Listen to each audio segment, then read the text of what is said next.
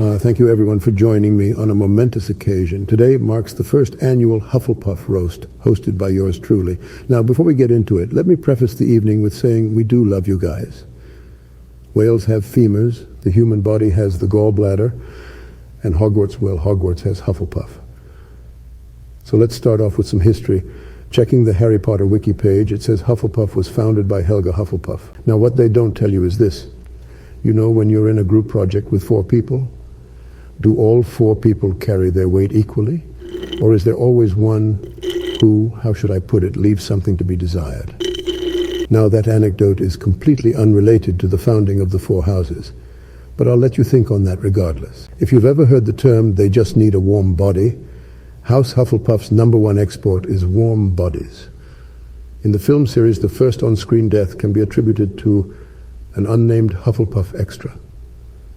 You know, when I look out across the Great Hall, I see magic doctors, magic lawyers, magic basketball players, and then I see Hufflepuff. There was one year where I completely forgot to award any house points to Hufflepuff. After the ceremony, I double-checked my ledger and found they did earn a few house points that year. They would have lost pretty easily, but still.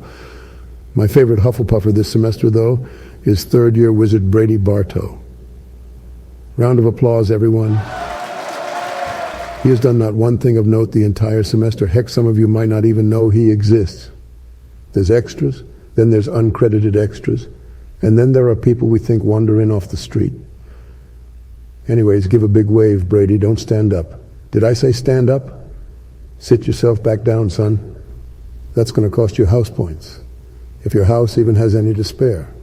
Anyways, when I first met Brady Bartow this year, I told him, look, kid, you might not be the chosen one.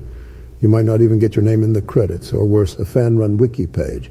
But you're a Hogwarts student all the same. If Harry Potter can do it, and he's an orphan who wears glasses, then so can you. I don't know if those words resonated with you, little Brady, because when I said them to you, you were scarfing down Bertie Beans like no tomorrow, but I felt inspired by my words. Everyone, round of applause for Harry Potter, an inspiration to us all. You know, when I was a student here, we had a saying. It went, like, comment and subscribe. But we also had another saying. How many Hufflepuffs does it take to screw in a light bulb? Well, the light bulb hadn't been invented yet. So looking back, I guess it didn't really make sense. But we all thought it was the funniest thing regardless. I blame the kid with the time turner for coming up with jokes before historical events took place. I once saw a class of Hufflepuffers get stuck on the shifting staircases for hours.